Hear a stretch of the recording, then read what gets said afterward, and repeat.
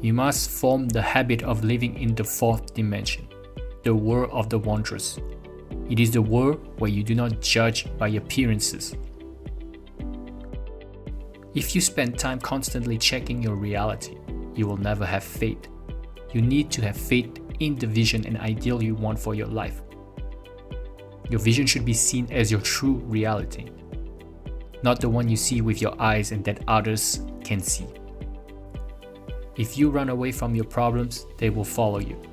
Be undisturbed by a situation and it will fall away of its own weight. Many of the problems we have in our lives are self-made because we give them power within our minds.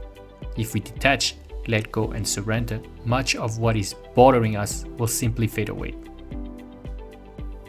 What man condemns in others, he attracts to himself. We could also call it projection. Too often, what we dislike in others is actually a part of us that we tend to project.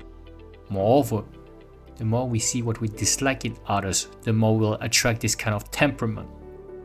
So forgive others, forgive yourself, and focus on the good in others and yourself. Then you can start a new virtuous cycle.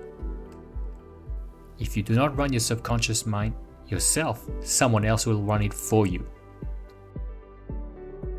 Many people think that affirmations, the law of assumption, and the law of attraction are a bunch of nonsense.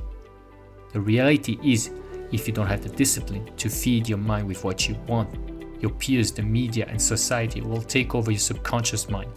So guard your mind and feed it what you desire.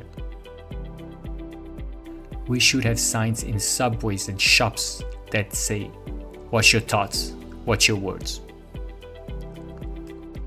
Nobody really teaches us to guard our minds. Can you imagine how powerful we would all be if we were taught repeatedly from a young age to be aware of our thoughts and careful with the words we use?